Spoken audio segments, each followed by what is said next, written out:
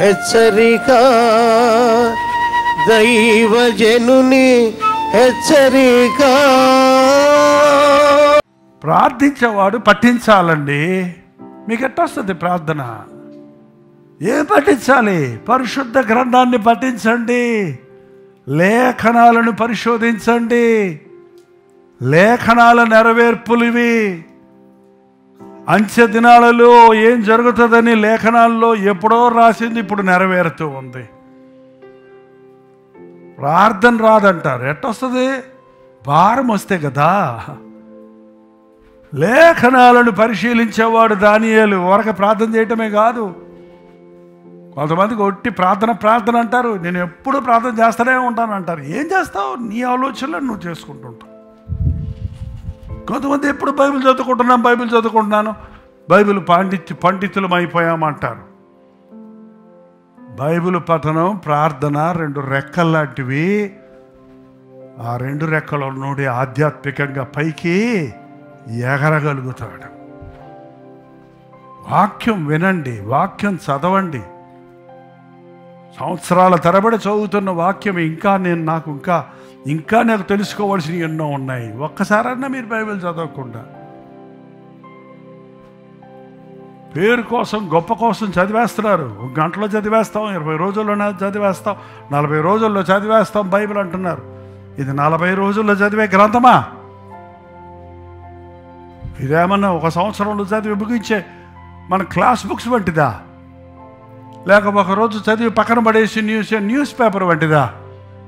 ఇది ఒక ధన నిధి. దేవుని సత్యాల, వాక్యాల నెరవేర్పులు ఇందులో ఉన్నాయండి. ఎప్పుడైతే బైబిల్ చదువుతామో భారం వస్తుంది, గ్రహింపు వస్తుంది, మన ప్రశ్నలకు సమాధానం దొరుకుద్ది.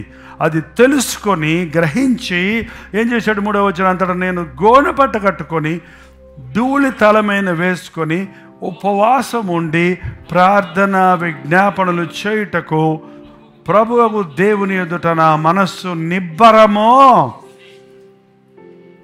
ఉపవాస ప్రార్థన, ఉపవాసం ఉండి. ఇప్పుడు మన గోని పట్లు, బూడిదలు అన్నీ అక్కర్లేదండి. కొత్త నిబంధన వచ్చినప్పుడు ఈ బయట వేషం అక్కర్ల. విరిగి నలిగిన హృదయంతో, విశ్వాసంతో ఉపవాసం ఉంటే సరిపోద్ది. నీ జీవితంలో ఏదైనా తెగని విషయం ఉందా? పెళ్ళి జరగలేదా? పిల్లలు పుట్టలేదా? అప్పు తీరలేదా? ఉద్యోగం దొరకలేదా? శరీరేచ్ఛల మీద జయం లేదా? కుటుంబంలో భార్యాభర్తలకు సమాధానం లేదా? ఏదో ఒక సమస్య మిమ్మల్ని వెంటాడుతూ ఉందా? ఏదో ఒక రోగం మిమ్మల్ని పట్టి పీడిస్తుందా? మోకరించండి. 7 days, 21 days.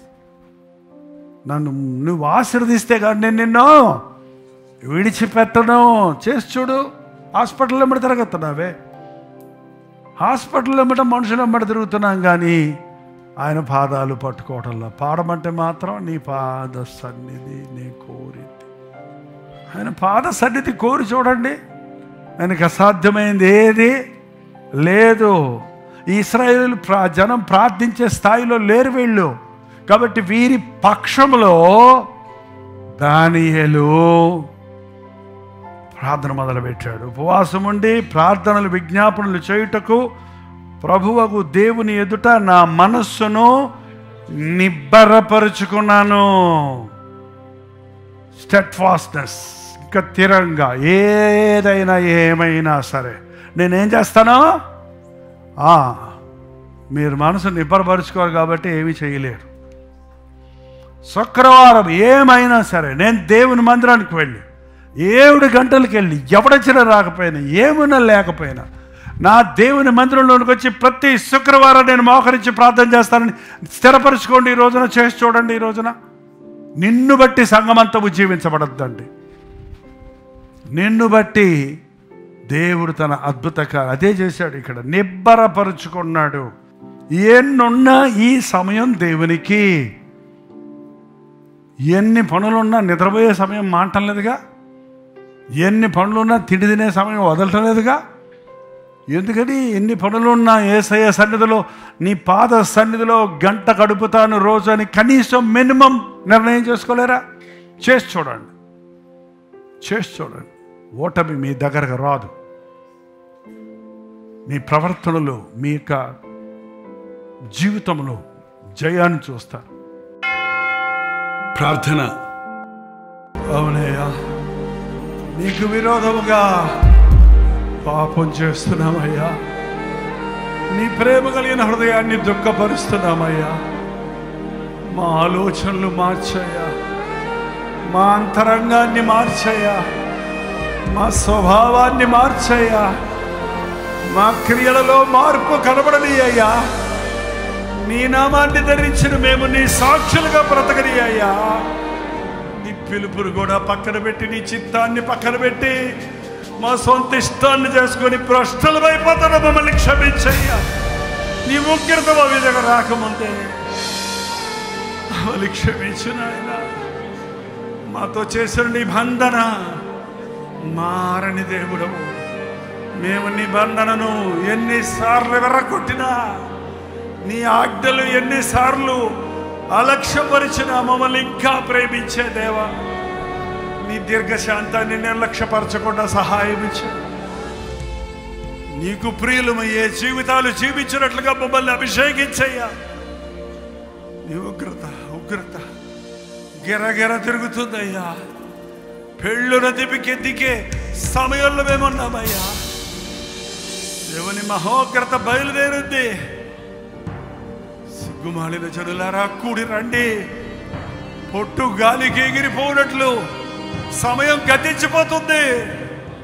ప్రభు రాకడ అతి సమీపమైన సూచనలు లోకమంతా నెరవేరుతుండగా అయ్యా మమ్మల్ని మేల్కొల్పిన ఆయన. ఏదో చేశామని సంబరపడక నీ రాకడ కొరకు సిద్ధపడ్డామా, మా చుట్టూ వారిని సిద్ధపరిచామా అని పరిశీలించుకున్నటకు సహాయించే. ఈరోజు నీ ఆత్మను మా మీద కొమ్మరించి నీ పాదాల చెంత నిన్ను స్తుతిస్తూ ఆరాధిస్తూ తగ్గించుకుని విజ్ఞాపన చేస్తూ పరిశుద్ధాత్మ కార్యాలు అనుభవిస్తూ కనులారా నీ కార్యాలు చూచి నిన్ను స్తుతించినట్లుగా నీ కృపను కుమ్మరించమని క్రీస్తు నామములో అడుగుచున్నాను తండ్రి. ఆమేన్. Calvary Prathidhwani, Calvary ప్రతిధ్వని.